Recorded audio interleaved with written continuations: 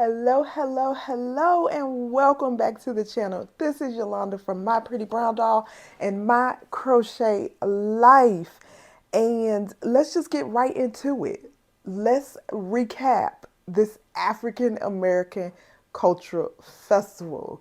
Because if you've seen some of my previous videos, you know that I have been preparing for this event since I found out that I had been accepted as a vendor, which was like the end of June.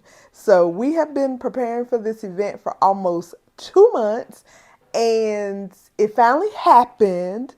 And I want to tell y'all, while it's still fresh on my mind, the good, the bad, and the am I going to ever do this again? Because if you know me, you know I am not about the live event, pop up event, vending event life. But I have gone to this event for several years as support for my friend Anika of My Kind of Thing. And her, along with some other friends, convinced me that I needed my own booth at this event.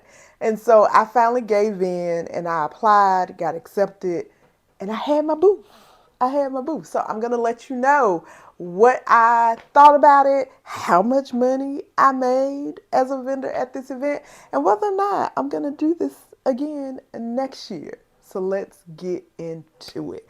So African American Cultural Festival, this was the 14th year that they have held this event. It is always over Labor Day weekend in downtown Raleigh. I would go as far as to say that this is probably one of the biggest vending events in the state of North Carolina. This event is huge, not only for the number of people that come out, but for the number of vendors that they have at this event as well. There are vendors, there are food trucks, there are people doing face painting. They have huge sponsors. So, the North Carolina Lottery sponsors this event, Duke Energy sponsors this event, some of the large hospital systems here sponsor this event.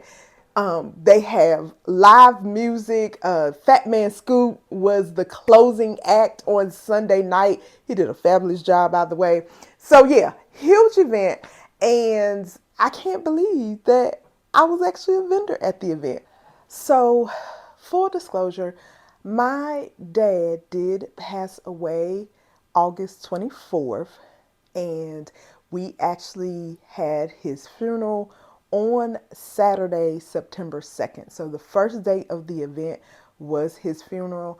I contemplated, even when I found out that he was sick and in the hospital, I had to kind of make decisions then whether or not I was going to even participate in this festival or if I was just going to cancel and forfeit my registration fee, vending booth fee, and all the other money that was invested. I did have a lot of money and time invested in this event, and ultimately I decided because of that. And another part of it, some of the money was not my money. There were people who fronted some money for me, so I owed people for this event because there were a lot of things that I needed, a lot of upfront costs that I simply did not have. And so ultimately I decided that yes, I was still going to do the event. And what ended up happening is my friends and my family truly came through for me so that I was able to still go to the funeral on that Saturday and still have a presence at the event on Saturday as well. And so basically what I did was Saturday morning, I got up, I went and set the tent up. And then, like I said, my folks came through for your girl, and they, Anika of My Kind of Thing, actually set my booth up for me. It's crazy how things tend to work out. Anika had actually contacted the event organizer probably about 2 weeks before the actual event and asked if our booths could be next to each other. This was before we knew anything going on with my dad. We just wanted to be next to each other just to support each other in general. And so we were just like, hey, she contacted her and she was like, hey, you know, Yolanda is coming. We're friends. Is it possible for our booths to be next to each other? And they accommodated that request. And later on, we found out that they were actually kind of trying to figure out where they were going to put us because they didn't want to put us next to each other because they thought like it might be a conflict. But once they found out that we were friends and we wanted to be next to each other, they were very happy to accommodate us. Well, that truly worked out in my favor because like I said, because I had to leave Saturday to attend the funeral, Anika was there to support the other people who were there at my booth, who were kind of running my booth, but she literally set my booth up for me. I did do like a mock booth setup. So I had a video kind of set up of what I wanted the booth to look like. And she was able to use that video and her own expertise and get my booth set up for me so that I could attend the funeral. And then, like I said, I had other family and friends who were there at the booth, so that she could also be at her own booth and run her own booth. So they were there at my booth and they did a fabulous job. And I'm just so grateful that they were able to show up for me in that way. I was just kind of going through all the feels, all the emotions, because it was like, I'm still excited about this event, but I'm also grieving my dad and just, the unexpected and not knowing. But again, so grateful for my friends and family who showed up and showed out for you good sis so that I could honor him and still have this presence at this event. So day one of the event, I was not really there. I came like almost close to the event ending, probably about 2 hours before the vendors were getting ready to shut down. And so, but my booth was set up, my booth was there, money was made that day. But let's get into like how, like my prep and how much did I actually get done, how much did I actually get finished, to be able to even be at the event. So the star of the show at the event was definitely the Afro Puff keychains. I had made that decision early on that I was not going to try to make full-size dolls in such a short period of time. I did have dolls there, and actually one of my favorite dolls actually sold. So I did have dolls there, but the focus was definitely the Afro Puff keychains. So the goal was 60 of these keychains. I actually got 60 of the heads done. And then, they still needed hair and wig caps. So when we're talking about fully finished, ready to sell keychains, I only ended up having, I want to say 26 out of the 60 completely done and ready to be sold. Of those 26, 24 of them did sell. 24 of them did sell, and I bought home 2 of them. So this one I bought home, and I think I have one more back here that, yeah. And then this one. So these 2 were the only 2 that did not sell at the event. No, they're not available for purchase. I know if somebody's going to be like, oh, can I purchase? No, they're not. They're going to stay here with me as little studio samples, as we like to call them. So these will just stay with me for studio samples. And if I do another event, they'll be available at another event. And now I also feel like, I'm kind of ready for another event because I have like over 30 heads already done. Some of them actually do have wig caps. And so they just need like their puffs and a bow and they would be ready to sell. So that's how we did on the keychains. I also took tumblers and I took notebooks.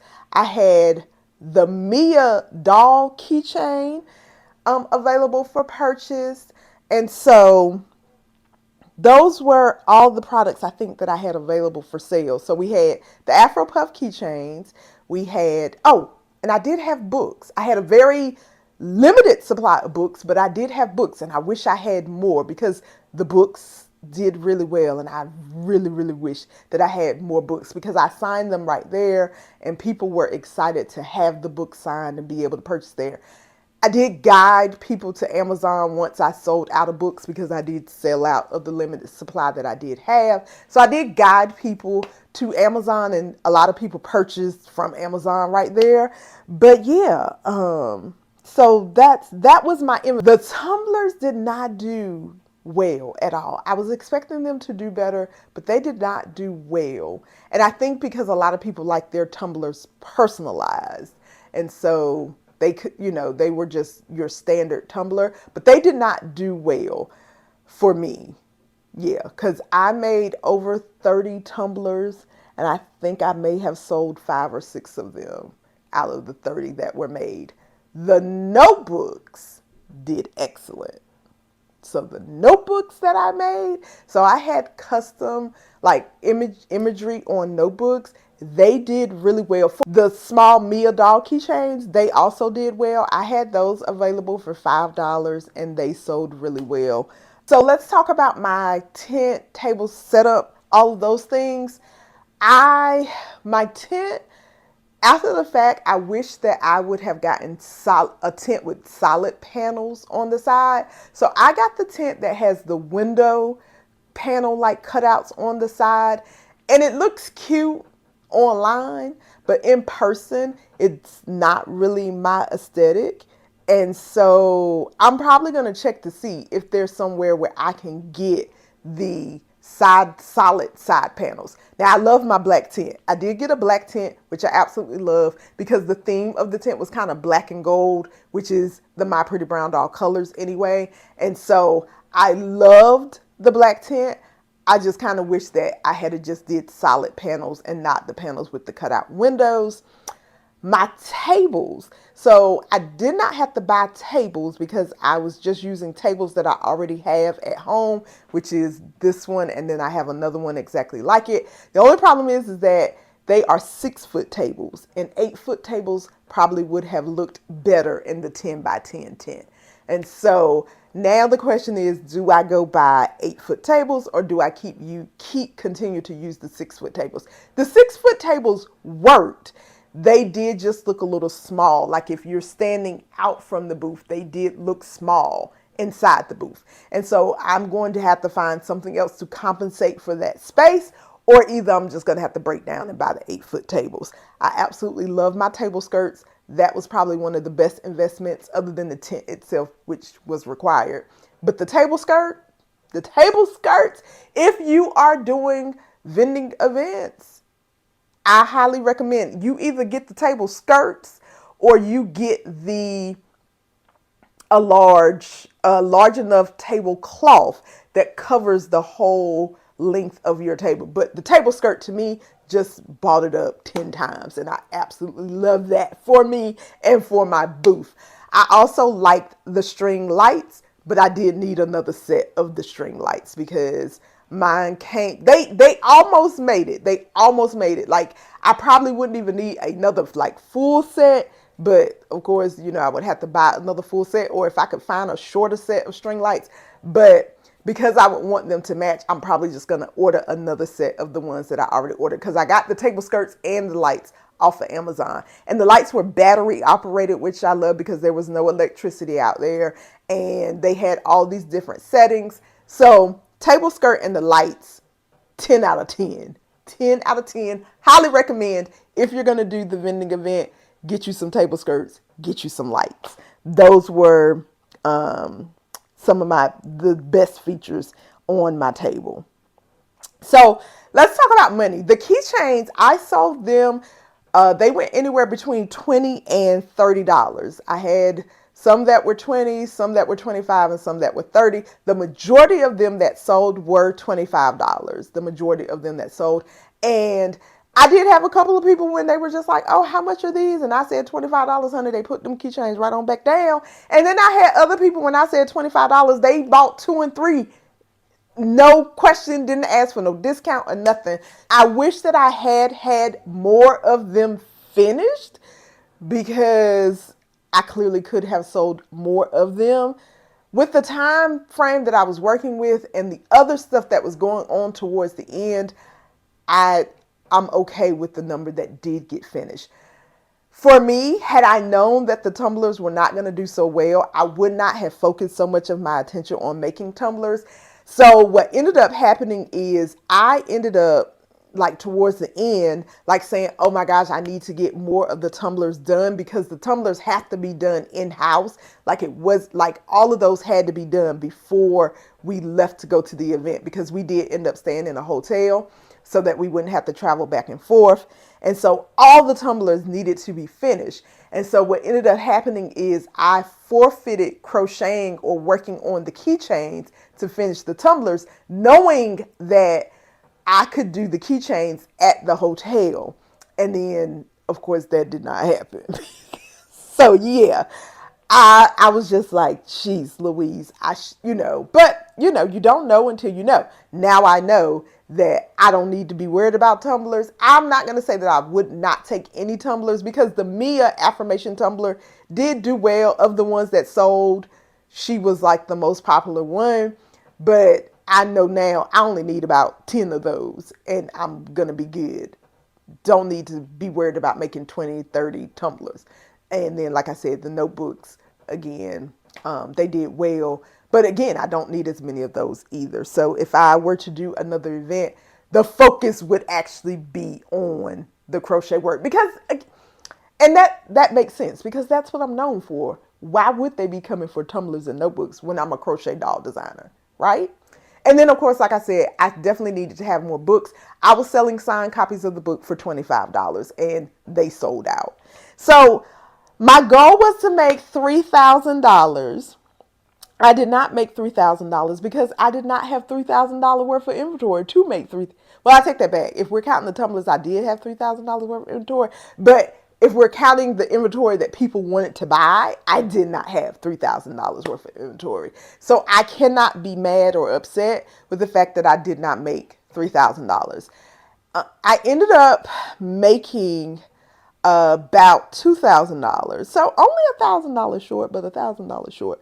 So we ended up making about $2,000. Not too shabby for a 2-day event. Again, if I didn't have all of the upfront costs that I did, clearly I would have been able to bring home more. But I am happy that I made all my money back that was invested. So all the money that was invested, all of that money was made back and I still made a profit. So cheers for that. We are happy for that. Now it's, I feel like I need to do at least one more event this year just to justify buying that tent. Like I need to do another event this year just for in my mind to be like, oh, okay, the tent was a good investment. Because if I'm only going to use the tent one time each year, how, like what? So I need to like find another event that I can do before the end of the year that will really solidify for me, okay, yeah, the tent was a good investment. I I will say this. I did get a lot of people interested in custom design. So we'll see if there's some follow up money or some money that comes in after the event based on people who order customs that found me at the event. Because I have some serious inquiries for customs, but we'll see if they actually follow through and make the purchase. Because then if they do, technically I can count that money as event money too, right? Because they would not have found me or may not have found me at this time had they not been at the event. So we'll see. I'll keep you updated on that. But other than that, would I do this event again? Absolutely. I'm already ready for African American Culture Festival 2024. I already have an idea and a theme in my mind for what I'm going to do because I do feel like having a theme will kind of tie it all together. So I already have a theme in mind for how I want to set up for the festival next year. It is going to be so freaking awesome. Thank you again to all the people who supported me. Like I said, I felt the love. I truly, truly, truly felt the love this weekend. Just from the people who just showed up for me. No questions asked. They were just like, girl, we got you. And so, yes, shout out to all of them. I'm not going to name them because I'm going to forget somebody and I don't want to forget nobody. You know who you are and trust me. It was it did not go unnoticed. And so, yeah, I'll be back with another video soon. I'll see y'all on the next video.